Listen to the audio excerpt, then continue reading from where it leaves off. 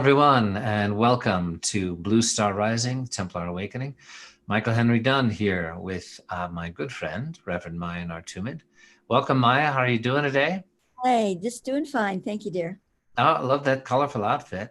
Yeah, well, it's keeping me warm. Yeah, it's winter here in the mountains of Colorado. So today there is a beautiful exploration of, to me, it's two aspects. Um, Interdimensional healing. So healing modalities in this rising age on the ascension timeline are something that all of us are thinking about as we are trying to keep our vibration high, our frequency high, keep, I think you shared that Thoth said the key in this, crisis kind of moment is to keep our hearts high and our heads bowed. That's Uh, right. Bowed as in devotionally, in Yes. tune, right? Keep our hearts high. Don't get dragged down by the divisiveness and the chaos and all the other stuff that's going on. And so Also, healing, go ahead.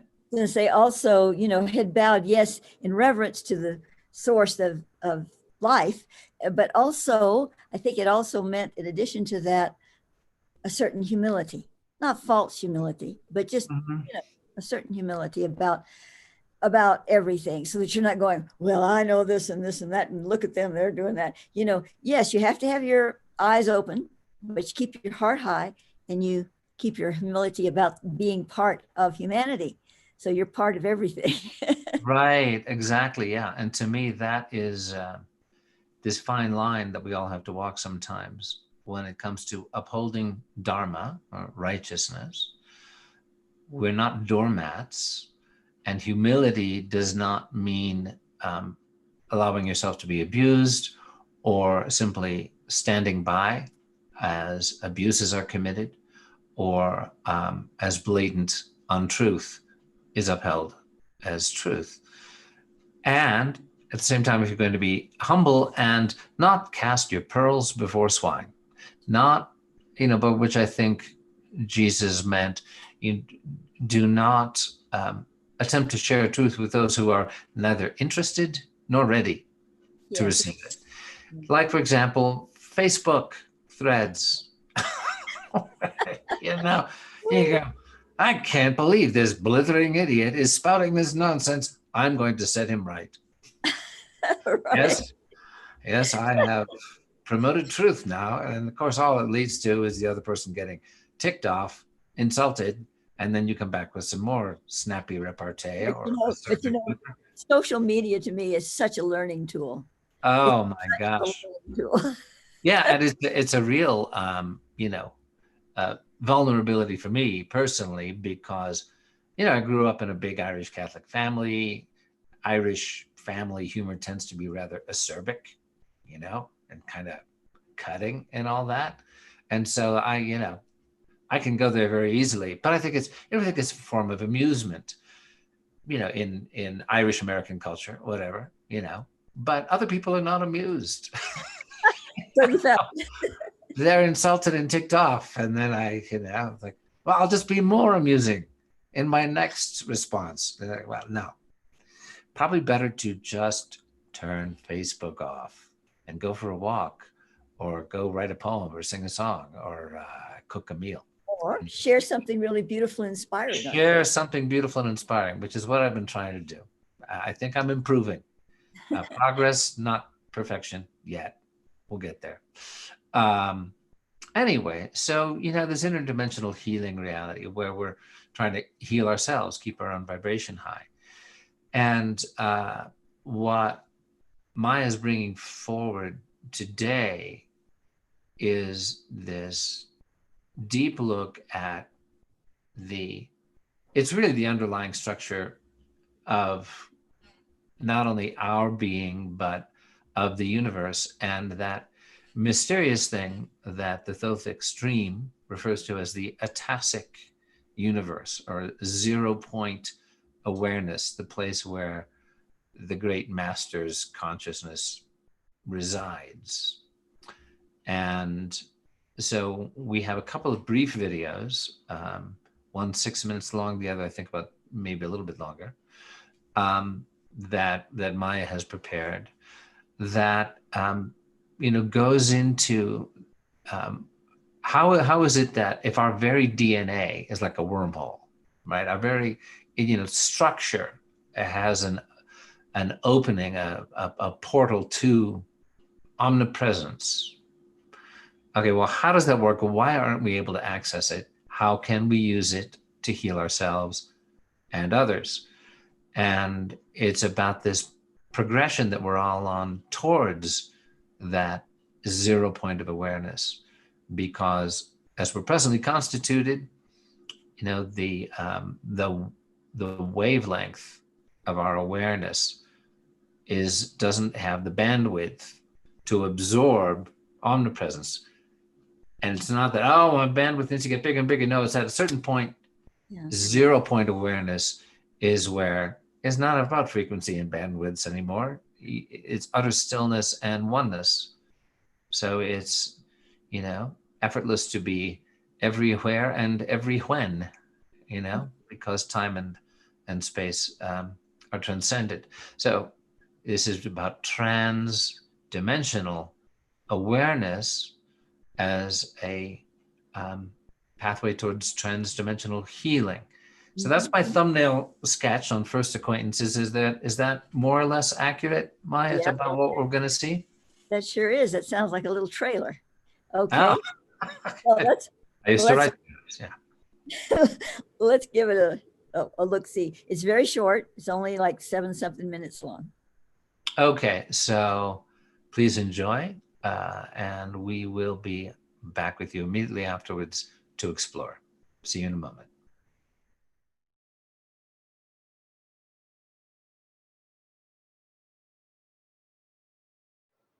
When we think of the term interdimensional, we tend to associate it with a suprastate of being occupied by angels, ultra beings, and a few rare human yogis and sages.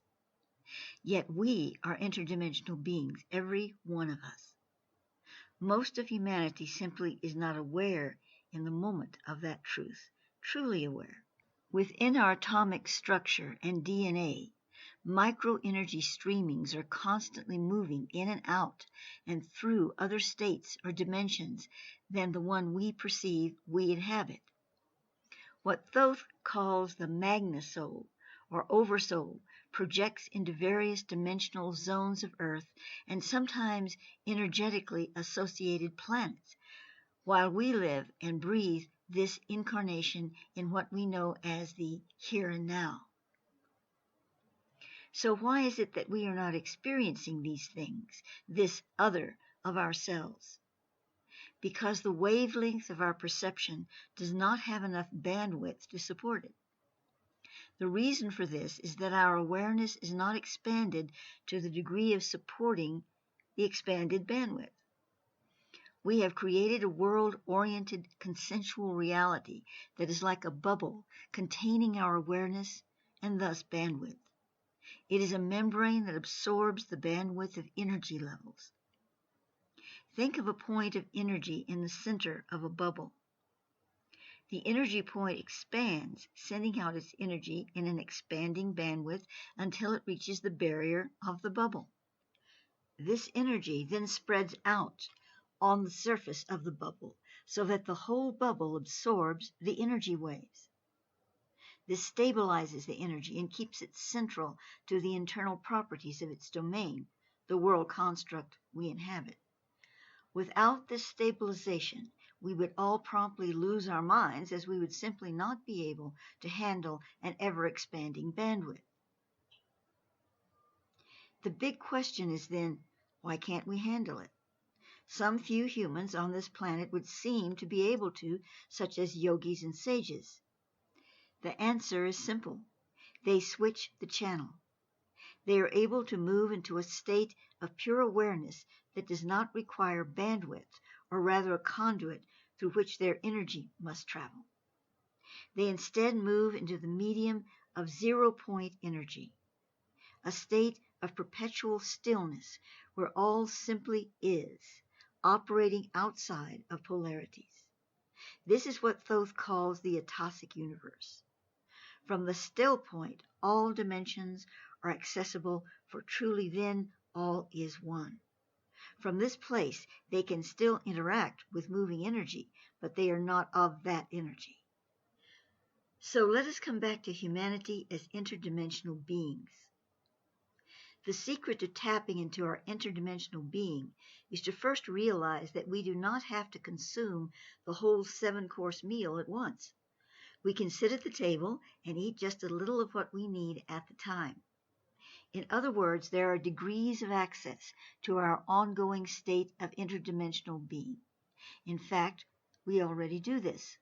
Our minds and the organism of the brain, which the mind uses to channel into the body, could not operate in its marvelous complexity without interdimensional awareness. We just don't realize we are thinking interdimensionally, that is, on more than one dimension at a time.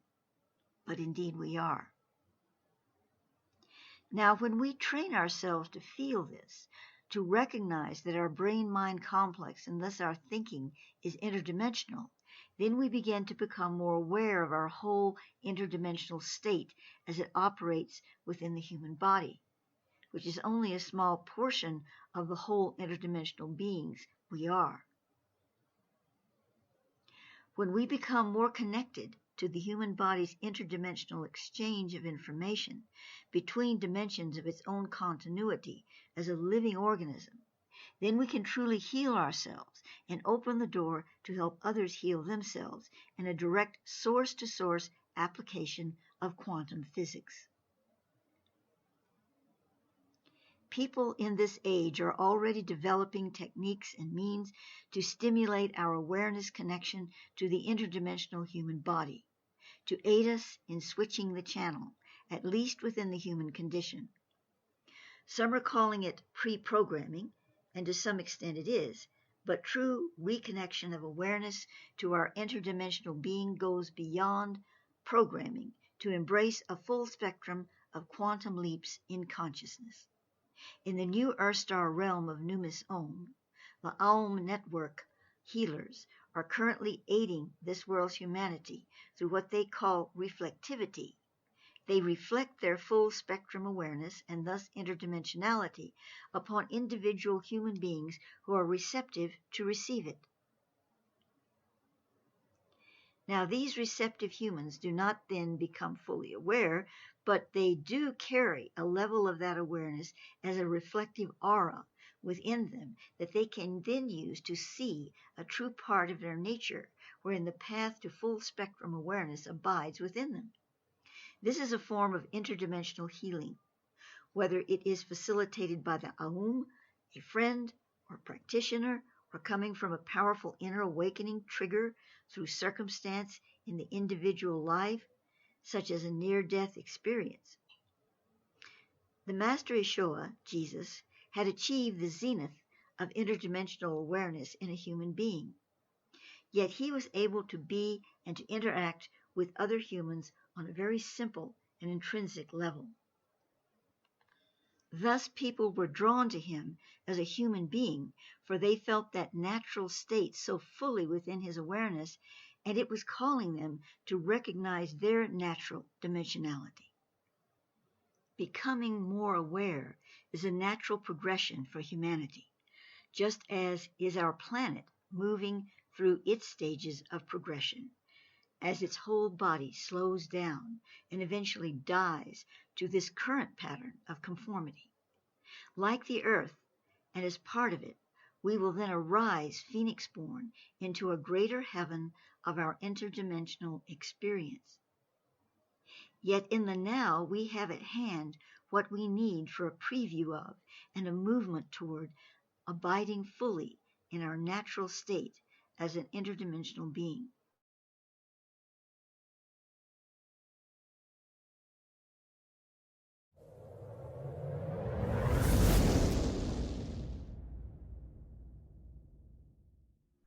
All right, welcome back.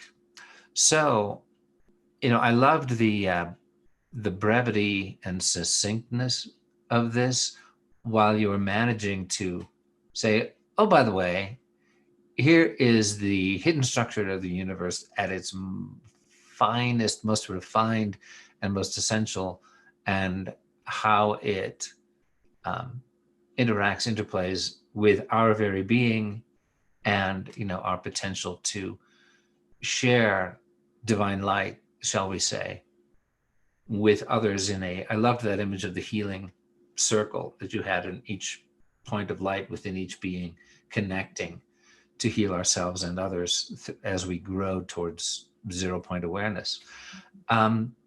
So yeah, what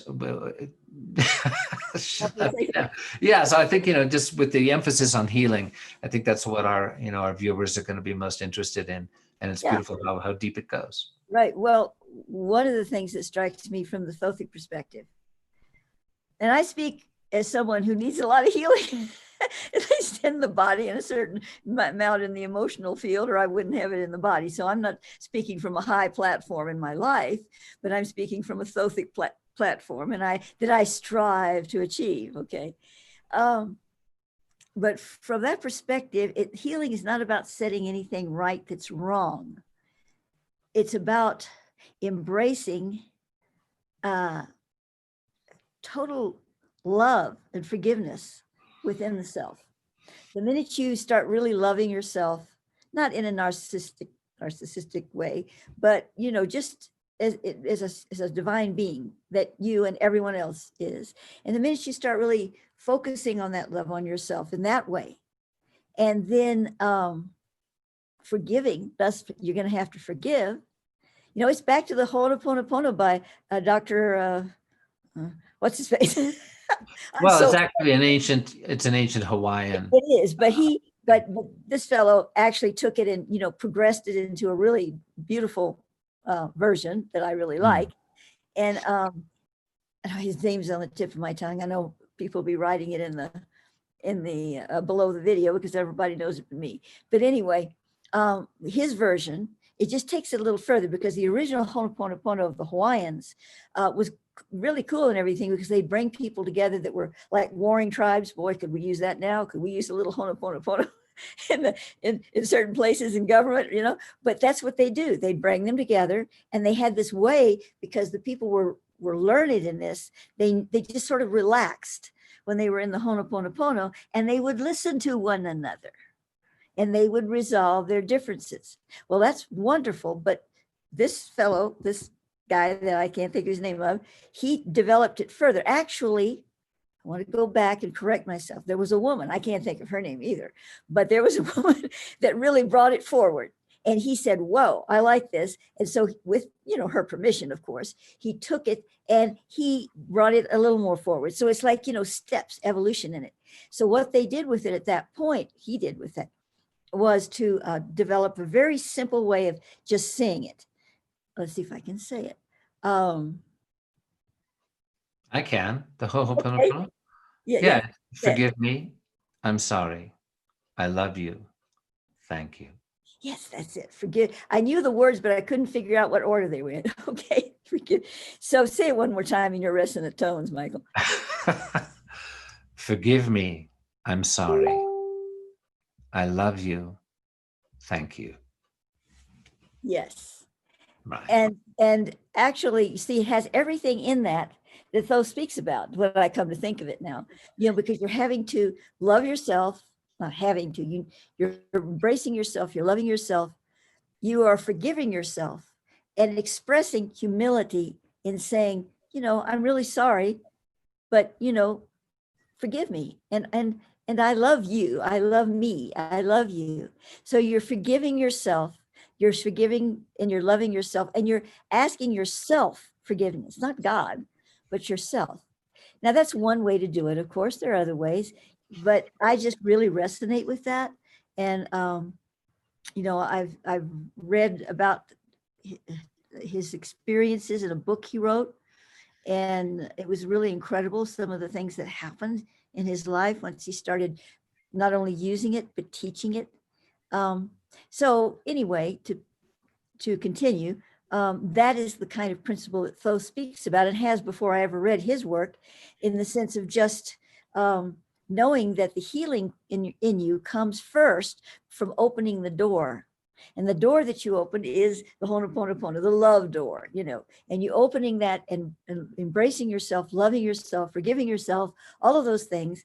And then you can step through the door. And what's on the other side? Well, that's where we get into this multidimensional picture, because you can actually enter into a position of not only working with the bandwidth. I think that's the first step. You kind of work with the bandwidth to get to understand it, to understand the flow and the feeling in the body and how that energy is moving. And once you progress to a certain stage, then you find that you can touch into the Attasic. Now, that's something that usually yogis, gurus, and can do in a marvelous way. But that doesn't mean we can't just touch it, And if we can just get a little touch, a little feel, a little moment of what that's like, then it just changes everything, because we know what we're aiming for. We're not aiming blindly for this thing, and it allows a more easeful movement through the bandwidth. You see, it helps that whole process. So it's not like, oh, I've got to strive to get into the Attasic. Well, unless you've been doing a lot of spiritual practice very, very deeply for a zillion years, that may not happen in this life, especially with all the other energies going on. But what is very likely to happen is that touch, and that gives you that signal in your being, and you can then swim toward the shore because you know where the shore is. Yeah, I mean, it reminds me of, the progression of developing intuition. In my spiritual community, the teachings of Yogananda, it is, it's a progression as you deepen your meditations, and you use your reason, you do your footwork, you're thinking, you're planning, and in the stillness, as you say, the 0 point stillness. Okay, 0 point is the omnipresence of the ascended beings, but we grow towards it, and you say, okay, in the stillness, you start to feel guidance in a certain way. You take a step. I feel guided. This could be my intuition. Or it could be my ego going, hey, you're really the dude. You go do. Well, then I find out, oops, wasn't my intuition. Or yes, it was. I'm encouraged. I'm developing it. As your spiritual practice deepens, you begin to rely on it. You begin to know when it's true. You begin to know what that feeling is of that intuition, and it becomes more reliable. And because you're asking for divine guidance, you're praying for guidance. It's not all about you, the great master, it's about your tune with the divine. And at a certain point, that does touch, as you say, especially if you are invoking the guidance of a perfected being, be it, Jesus or Lord Buddha, Babaji, etc. And I mean, there's an example of it that I love, which is Yogananda tells a story in his autobiography of a yogi, where when he's a young disciple, he goes with his guru, Swami Sri Yukteswar, to a town in the Himalayan foothills called Simla. And it was called the hill station during the Raj, the British Empire control of India. The British would go up into the hills in the hot summer to avoid the Indian heat. And so they built this little English village up there called Simla. And it's very much like an old-fashioned English village in the middle of the Himalayas in India. So they go there and they're wandering through the streets. And Sri Yukteswar buys them a little treat. He says, here are some English strawberries. Oh, what an exotic fruit. They don't have them in India, right? So Yogananda, the disciple, just takes a bite. It's very tart and bitter. He spits it out and says, oh, what a bitter fruit. I could never like strawberries. And without even missing a beat, Sri Yukteswar just says, oh, you will like them in America. Your hostess will mash them with cream and sugar, and you will exclaim, oh, what delicious strawberries. And then you will remember this day in Simla. Wow. Just boom. And so it's like, yeah, whatever, Guruji, whatever you say, master. And so years go by, and he's at the home of a woman in Boston, And she says, here, Swamiji, this fruit is a little tart, but I've mashed it with cream and sugar, and I think you'll like it this way. Goes, oh, what delicious strawberries. Yeah.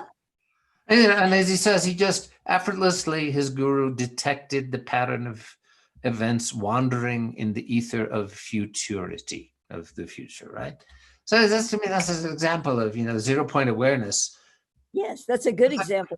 Yeah, I mean, he could as easily have been and said, oh, and there's a volcano erupting on the planet Mars also at the moment. Oh, whatever. It's omnipresence. Yeah. Anyway, yeah, it's kind of like that. So what I loved about this is that, in the beginning of my spiritual search, I was raised Catholic, and my parents were not ordinary Catholics. They were kind of New Age Catholics, and we had books on yoga and reincarnation around the house, but we all had to go to Mass on Sunday. We all went to, Catholic grammar school, confession, confirmation, communion, all the sacraments, all that.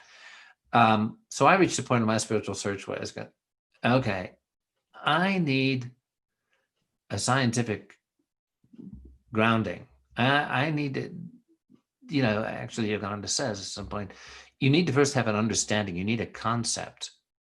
If you want to love God, you need a concept that your mind can work with.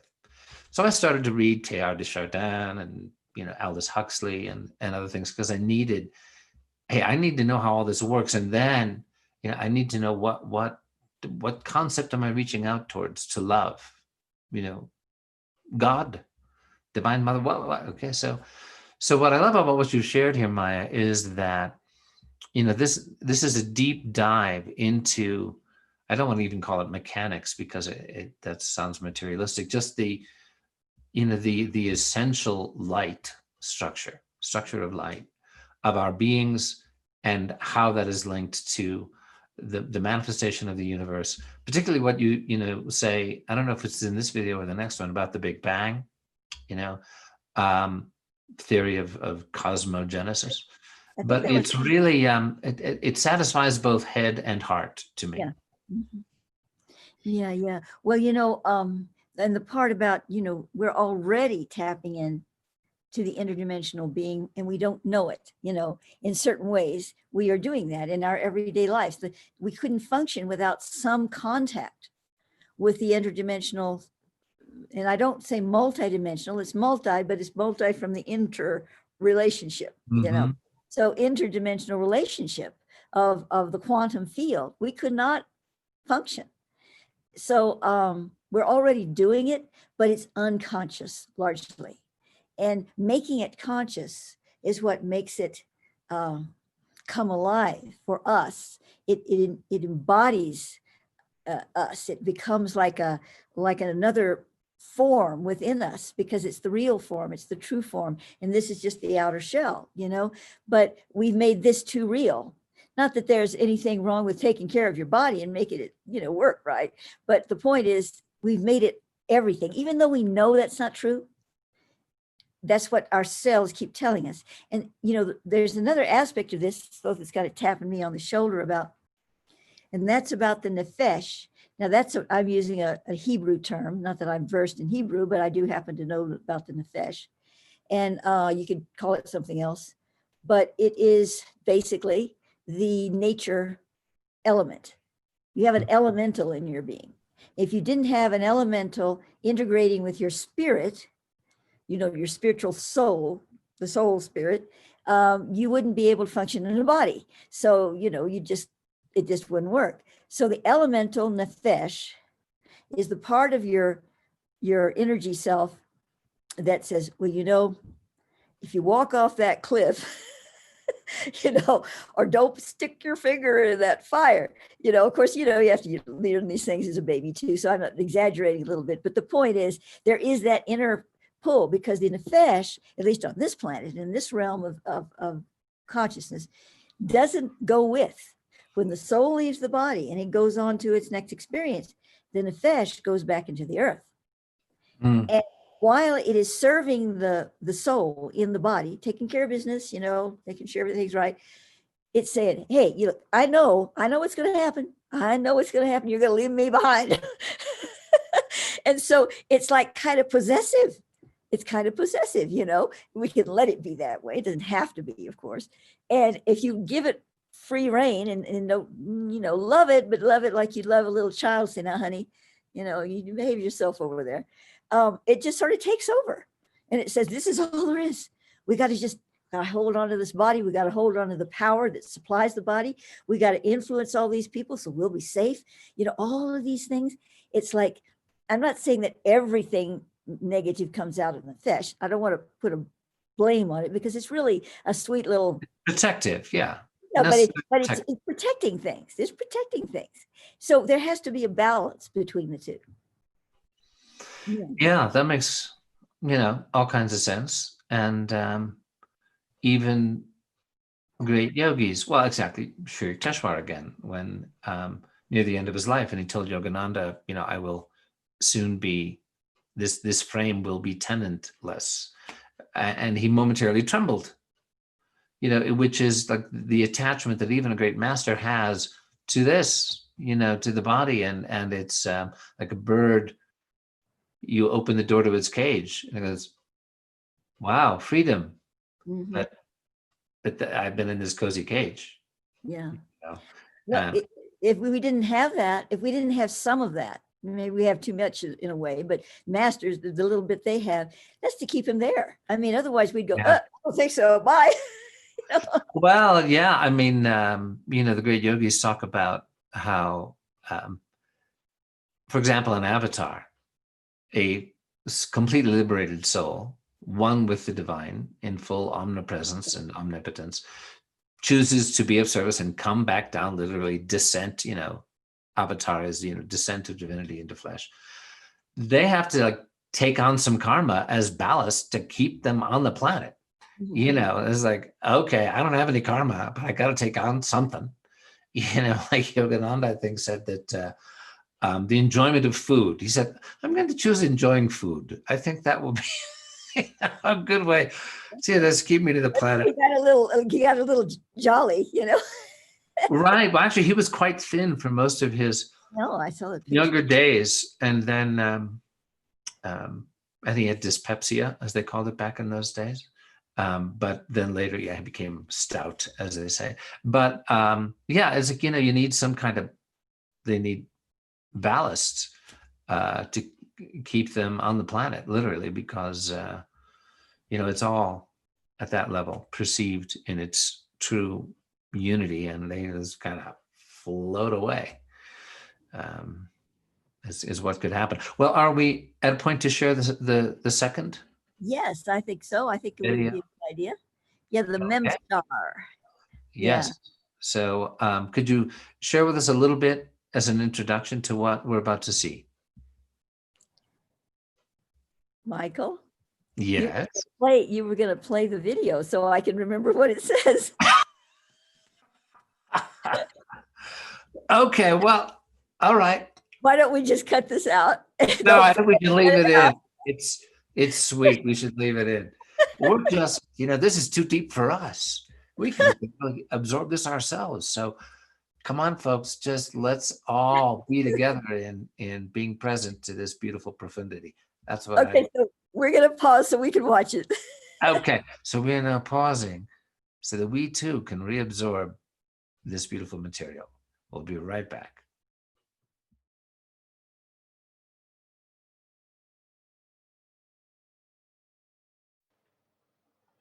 The Memonite crystalline particles are the smallest and most instant elements of the universe.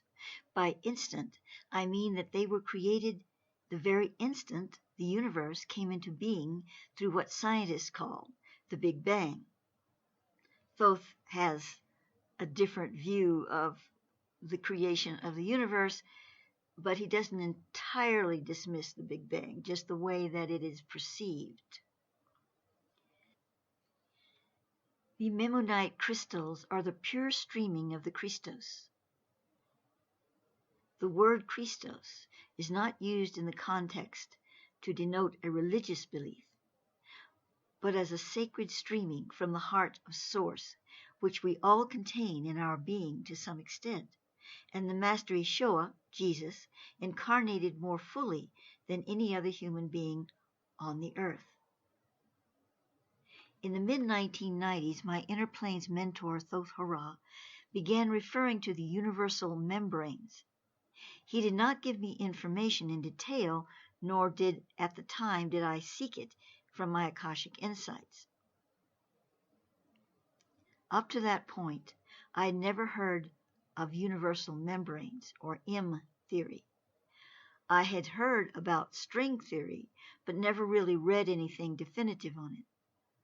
Thoth had told me years before that there were many universes. In brief, from Wikipedia, M theory is defined as, in theoretical physics, it is a new limit of string theory in which 11 dimensions of space-time may be identified. Because the dimensionality exceeds the dimensionality of 5 superstring theories in 10 dimensions, it was originally believed that the 11-dimensional theory is more fundamental and unifies all string theories and supersedes them. However, in a more modern understanding, it is another 6th possible description of physics of the full theory that is called string theory. Though a full description of the theory is not yet known, the low entropy dynamics are known to be supergravity interacting with 2- and 5-dimensional membranes. Now that's the end of the quotes on Wikipedia. According to Thoth and my Akashic insights, there are an infinite number of dimensions, but the 11 fits the pattern of one level of nesting Mem-Star Merkabahs, which we're going to call MSM. MSM are conglomerates of Memonite crystalline particles, which are drawn together through a type of gravity as yet undiscovered, which I shall call here waveform gravity, as it oscillates like a current across the skin of the universal membranes, causing those membrane skins themselves to move in wave-like patterns. Each particle of Memonite is charged with a specific code that calls it to nest with the other Memonite particles containing the same code. This code information is transferred through the waveform gravity field running along the skin of the universal membranes. The Memonites therefore form in conglomerates on the skin of the membranes. These conglomerates create Mem-Stars, like marvelous snowflakes. The Mem-Stars in turn nest with other Mem-Stars through the oscillations of the waveform gravity field. Now here's the true beauty of it. When a certain magic number sequence of Mem-Stars, each carry DNA-like string patterns or numeric bandings, come together in a nest, they light up like a Christmas tree and send a burst of radiant love light throughout the entire skin of the membrane.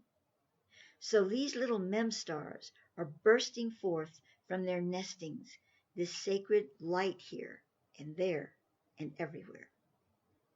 Everything is composed of membranes with the Mem-Stars lighting up in bursting patterns upon it. We are composed of this starry stuff. Our auras emanate from these bursts of memlight. We do not see them in bursts because the time between the burstings is too minute for our senses, but auras do pulse from the microbursts of the Mem-Stars. The MSMs respond also to our thoughts and feelings, the energy information we send to them, of which we are a part. We are the MSMs and they are us. When we have negative thoughts and feelings, we slow the burstings of light in our M-Star Merkabahs. When we attune to the MSMs through being in touch with our core, that is becoming more heart coherent, then we allow the MSMs full range of their pulse potential along the membranes of our composition. Remember There is no separation from our membranes and those of the most distant star. So what signals we send out through the membranes within us, of us, are received throughout the universe. The next time you meditate, feel that connectiveness and visualize the Mem-Star Merkabahs firing off their light on the surface of the membranes composing your energy bodies. This will help keep the pathways clear to allow full potential of the MSMs to fill your being. There is a vocalization you can use to help clear the pathways of the MSM connection. Aum, Ah, U.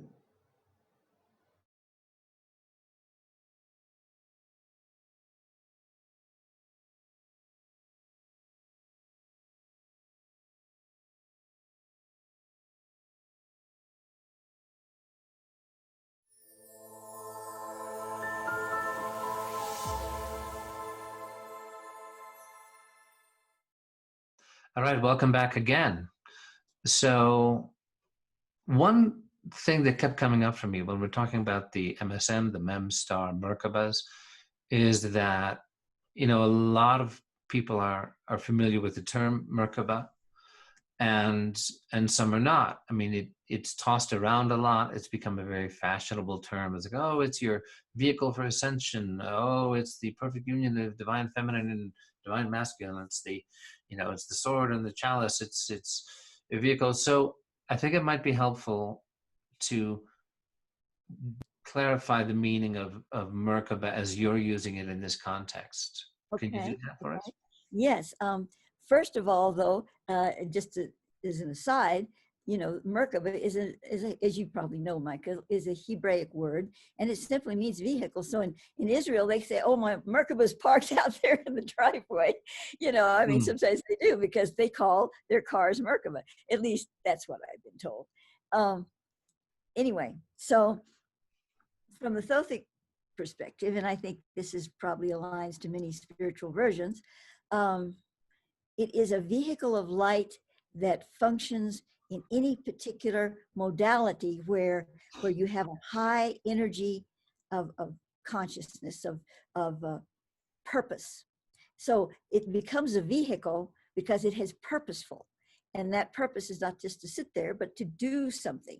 And so Merkabahs can be formed for different functions, but they're all a vehicle because they deliver something in their streaming. Now, you know, the angels, the actual real angels, when they actually, because they're a force, they're an energy force, but when they appear to people, which they have done, and you know, they say, oh, they have wings. You know, why do we see the paintings of angels with wings? Because they're flying up in the sky? Well, maybe, but also because when they, in order to make themselves seen, in most cases, I'm not going to say in all cases, they connect their Merkabic field so that you could see this coming out of the spine in the back, this light. That's their Merkaba activation, going like this. And people would see that and they go, oh, wings, you know, because it was going like that. So that's one of the reasons, according to what I received, that you would see the light around the angel's shoulders and coming up like that. So in any context that you can think of, a Merkaba is a vessel for achieving something, delivering something of a high order. Yes, that's the best way I can put it. You know, words fail when you're talking about really. Right. Yeah. I did just want to mention that from what I've read, angelic wings, the iconography, the, you know, the image that angels have wings, transcends cultures. It appears in many different cultures. Yeah. You know, it's not just Judaism. It's, you know, it's Islam, it's Christianity, it's in the East as well. You know, you see devas and other angelic beings represented in Hindu and Buddhist iconography also as having wings. So it is that it could be a visible manifestation of this Merkaba activation for them when they are amping down to our vibration in order to manifest to us, right? Yeah. And Yeah. of course, all Merkabahs, even they're going to have maybe certain different geometries involved, excuse me, depending upon their purpose, but they all form a toroidal field, you know, a torus. So Right. however it starts out in whatever pattern, it's going to become a torus in order to dimensionalize itself. Yeah. Because we activate spirals a lot. Nothing wrong with spirals, but you know, a spiral only goes so far. When you open the spiral and you start becoming toroidal, that's when you touch into the Attasic. That's when you touch into the true quantum field of 0 point. Yeah, and as you were describing that, and particularly, you know, saying how in meditation, if you want to visualize, you know, the reality of your unity with the Mem-Star Merkaba, you know, and you gave this beautiful description of it, of how to visualize that. Well, you know, for a lot of people in their devotional practice, I'm not a particularly good visualizer in that sense. I mean, mine is more of a, you know, devotional experience in the heart chakra. And it occurs to me that for those who, for example, use, you know, having done a meditation technique, calming the breath, watching the breath, calming the heart, you know, allowing the thoughts to slow down, reaching a point of stillness, and then communing with source from the heart, you know, it can be as simple as feeling a devotional affirmation in the heart, almost as if, as this wonderful monk, Brother Bhaktinanda, used to tell us, visualize that the heart actually has a mouth, and it is literally your heart chakra speaking in devotion. And if you're simply saying, thou and I are one, to Divine Mother, to God, that is a devotional phrase that expresses the Mem-Star Merkabah reality, you know, that raises your vibration, raises your frequency, increases your attunement, your ability to merge into that reality. So, you know, everybody finds their own particular approach and path and method that resonates with their, you know, with their temperament, their upbringing, their cultural background, you know, their heart's inclination. And what I love about what you're sharing here is that it gives us a precise understanding of how our natural devotional flow actually works. You know, what the divine design is, that, and how we can use these divine laws, you know, that were put in place to govern this, to hasten our own attunement, increase it, and for healing as well. Do you want to talk a little bit more about how this can be used in healing modalities? Well, you know, back to the imps, you know, I have to say this. Think of the play on words here, and I just realized it when I was making that video. Imagine that after all these years. But Mem-Star,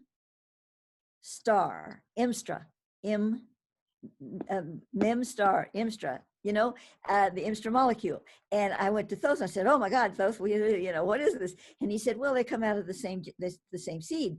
The Mem-Stars are produced as an energy field to support and as a substance from and for the Mem-Star molecule, because the Mem-Star molecule bathes in the Mem-Stars, you know, the little stars.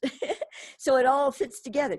And that's something that I love about my many years of work with Thoth, is that he gives me these terms. Okay, I'm thinking, okay, where does he get these things? You know, he's making them up. I mean, most of them, not the ancient names, but most of the stuff that I get, he's created this name for me to call it, you know?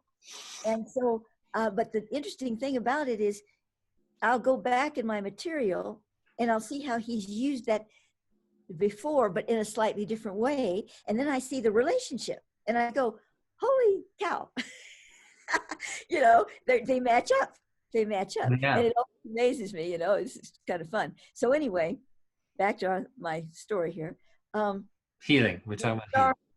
The little star particles of the Mem-Star, the little star particles. Think about this. Think of when you're getting excited about something that triggers you spiritually, and you just feel it, like you're watching a thunderstorm. You go, oh my God, look at that rainbow. Oh, and you're into it, or you're watching a beautiful dance and you love this dance and you're really inspired. Maybe it's the Nutcracker Suite or something, and you get that feeling and it's kind of tingling. Oh, I just tingle all over, Well, I know that's a physical reaction, but the Mem-Stars are tingling. They are shining and sparkling all inside you. And that's when you go, oh, that's so wonderful. So that's, it's connected. I'm not saying it's always that way, but that's the connection, because anything that spiritually moves you, your little M-stars are just going off. They're just, right. That's, goosebumps. And, felt the chill of truth go through me, as a wonderful so in healing, in regard to healing, it's much, the M-stars have to be triggered. When you see people that are like spontaneously healed, or like Yeshua did, touching them and healing them, and say, and they just immediately receive healing, or maybe some of the gurus did that, we know they did. They are able to cross the boundary of that humanity sets up with their karmic field and their fears, and they're able to just reach right in, like sort of like psychic surgery, true psychic surgery. They just reach right in there and they go, Mem-Stars, tingle. Really tingle, burst in light, not just little bits of light like we get when we're, spiritually inspired, but real bursts, like novas. Let's nova. Right. And nova like that, I can see, or I can walk, or, my leprosy because it's already there. And that's why Christ says, your faith has made you whole. Yes, exactly. Yeah. Yeah. Beautiful. So how do we do that? It's like we don't have masters around generally to heal us, so we have to be our own master. We have to find that stimulation of spirit within us that just sparkles and shines and lights up like a Christmas tree. It's just like a Christmas tree. Exactly. Yeah. Well, I love that, and it's great to be able to give our viewers something that comes from this cosmic profound understanding and revelations and sharing of the deepest perspective and sacred science of the divine design. And here's how it connects directly to here and now and you and this day. As you're sitting listening to this, wherever you are, when this program is over, you can choose to close your eyes, feel that divine connection through, the Mem-Star, and deepen that attunement, use it for your own healing, connect in healing circles with others, deepen our intuition ultimately to the 0 point, whenever that is, and you may be closer than you think. You said earlier, it takes eons of meditation, and that's to receive the whole enchilada, but well, of course we want the whole enchilada. I don't want half an enchilada with a little bit of salsa. Yeah. But what did I say? You don't have to eat the whole 7-course meal at once. Right. Exactly. Enchilada, believe me, we're all going to get it. But it's like, you if you get too focused on, I've got to have it all now, then you lose what you're going to get, and that's that touch. Exactly, and you miss the signs of the divine presence that are there from the very beginning. Yes. In meditation, and the first manifestation of that is peace, a feeling of like the peace that passeth understanding, as the Gospels say, that is the presence of God, That is God manifesting. Oh, I want lights and cosmic consciousness and awareness of the farthest star. And it's like, well, okay. In the meantime, I'm here. Well, Hello. the true Attasic, the 2-0 point is in that place of stillness. Not that the rest doesn't have value, but that's the icing on the cake. The true cake is what you're speaking of, Michael. You know, I mean, from the Thothic perspective. Right, exactly. And that's why, as these manifestations and gifts come along the way, they're beautiful, they're comforting, they're inspiring. And it's just the path towards, the ultimate still point oneness of blissful union. So, and it's that fine line you have to walk between, okay, there is a goal and there is a focus on the goal. And guess what? The goal is not only all around you right now, but it is you. Your desire for the divine is the divine. You're this constant flashing of light within you as you go towards this desired end goal of blissful union. That's the blissful union all around you already anyway. Yeah, it's the path you're walking. The path you're walking is the goal. Yeah, exactly. And it's like, it's very easy to go, oh, the path I'm walking is the goal, so I'm there. It's like, well, no, you have to keep moving. You have to keep moving down. You have to keep moving, because you see a lot of people just go, I'm already there. I'm one with God. I am God. It's like, whoop, back up. No, God has become you, and you are the little wave on the ocean of cosmic consciousness who is gradually re-experiencing your union with the vast ocean. You are not the ocean until you become one with it. So, it's that the ego is always looking to, trick us up and do what they call the spiritual bypass. Oh, I'm one with the divine. Well, yeah. Well, you are, but your consciousness has to be there too. Our spiritual natures are one with God. The consciousness is another matter. Right. And, the definition of ego and soul. And Yogananda writes that ego is soul in the delusive state of identification with the physical body. And so it's just easy when people are doing a spiritual bypass and going, oh, it's all an illusion and I'm one with the divine already. Well, yeah. And this is why they have the yamas and niyamas in Hinduism, the 10 commandments, and in the Abrahamic faiths. You have to align your life and behavior, and there has to be a moral foundation so that there is sufficient peace in your mode of life that then allows you to begin the search for God. That's the moral foundation that, all the great true mystic paths teach. It doesn't happen all at once, and you don't have to be perfect now to be able to practice meditation, but you do have to be making your good faith effort to, well, or at least live rightly and overcome addictions and wrong behavior and wrong attitude, Yeah, for bypass. As many people know, I'm not a particularly good meditator, but for me, just being able to find some stillness allows magic to happen in the spirit. Instead of thinking I've got to meditate now, let's see, I've got to meditate. It's like I'm working with just trying to find that peaceful place rather than trying to stretch myself into some kind of that's foreign to me. I will admit, meditation has always been foreign to me. I don't know why, karma, whatever you want to call it, but and if I could do it, I'd be much better off. But the point is that I do find, I do work with finding a place that I can just hold and feel that love, Yeah.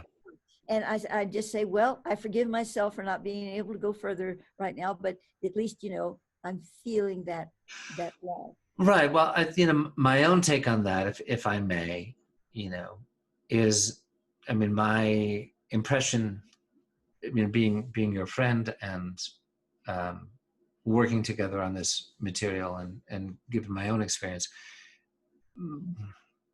you've done plenty of meditating in past lives, and in all probability, if you just float away, we'd have to tie you down, with bowling balls if you were meditating too much. I mean, there was a disciple of Yogananda's who was, he said, she is the most peerless, expositor and scholar of the Vedas.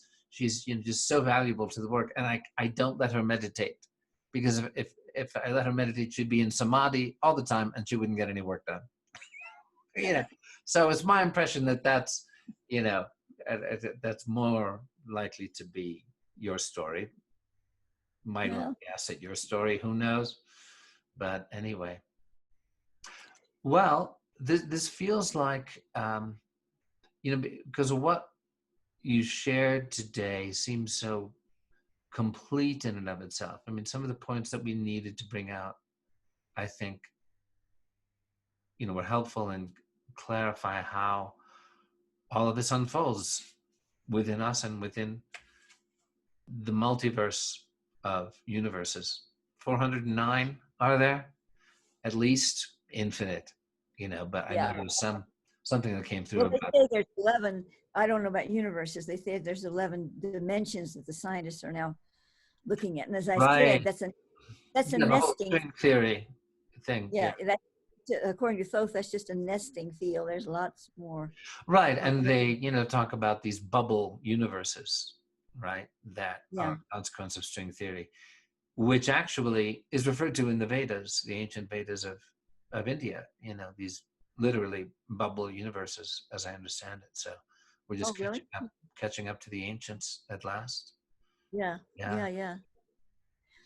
Well, if I may, Michael, as seems like we're kind of winding down here, I'd like to talk just a little bit, about our next show, because I've been waiting to get to that. And this show is sort of precursor to it. It's a lead into it. So, as many of you know, I have been sort of assigned by Thoth, you might say, a mutual agreement to work with what he's calling quantum cube logica. And it connects into a hierophyte cube in the inner earth that is like almost everything in their technology, at least the parts that I'm dealing with, is created through what he calls intuitive circuitry. And I later found, because I had no idea about Tesla phoresis, but very soon after I received all this, it was just right in my face on the web about Tesla phoresis, which is intuitive circuitry, although I don't even know if he called it that at first. But anyway, that's what he was talking about. And Tesla meaning Nikola Tesla, just to. Oh yes, because when I was in the inner earth in my state, the persons that were talking to me and showing me these machines and how they were connecting and all of this, and I said, whoa, how do you do that? And he said, oh, well, they have an intelligence to do that. There's an intelligent field. It's not like an intelligent being, but an intelligent field that allows them to create the best solution to the situation. But it's not computing. It's an intelligent field that operates spontaneously, intuitively. And he said, this is something that Tesla knew about and did, but he didn't, bring it through to this degree. I thought, I'm listening like, whoa, that's pretty cool. And then like a week later, it pops up in my face on the web. I just happened to see something, and there it is, Tesla phoresis. Oh, this is developed out of, they found that it's a new science to people now, but they found that it comes out of the Tesla coil. And I'm going, whoa, I'll say this all over again on the next show. But anyway, the point is, this is the connection that is working for the project of those called the Quantum Cube Logica. And it also involves the technology, the very real brand technology of 9010 technology that's been developed in Sweden, actually, I believe, but it is Switzerland. promoted. Huh? Switzerland. Switzerland. Switzerland. Ah, darn it. You just started with an S. Switzerland. And it's not, but it's being promoted and manufactured, I believe, in Germany. Anyway, so that's the tool I'm using. But the project is developed by Thoth and the persons in the inner earth that I'm working with, and this Hierophi cube that is a Teslaphoretic cube. So I'm really excited about it. It's all come together. I've been working on it for months, getting things together, and we have a sort of a little team forming.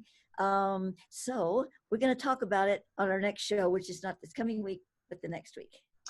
Right. So this is, actual, tangible 3D technology with remarkable healing properties and manifesting properties. Works with intention, works with the quantum field. So we're very excited about sharing that with you next time. For example, this little thing I'm wearing on my chest has actually been run through that quantum cube logica. Right. Well, this is a 9010. This is their thing as well, the 9010 technology. It's a capsule, and it creates a quantum energy, and it's really incredible. It got me through a lot lately. Right. Yeah. And then, of course, I also have the 9010 cube, thanks to donations that allowed me to be able to do that for this project. So it's going to be exciting. At least I'm going to be excited, and I hope you will be too. I know you are giddy sometimes once you get talking about this. It's right. I am. I know. Hey, giddy is good. Yeah, it gets my little Mem-Star triggering. Right. Exactly. Divine goosebumps. So one other thing I want to say real quick, and I said it last time, but I might be saying it every time for a while, and that is, if you want to get in touch with me, you send me an email and I don't answer you within 2 days, send it again. Keep sending it until I answer you, because I'm having problems with my email, and that's something that's not quite resolved yet. So right. So again, Reverend Maia does give personal sessions on the web, of course. So we'll have a little brief video about that, like a minute little promotional video at the end of this program. Do please, if you can, donate to our work. We'll have a donation link. Anything you're able to give will go a long way. And we're, by all means, like and subscribe and share and all that good stuff, so that this material reaches those who are meant to be inspired by it. So thanks so much for being with us from Blue Star Rising. yes, thank Bless you. us, everyone. We'll see you next time. Bye-bye. Bye for now.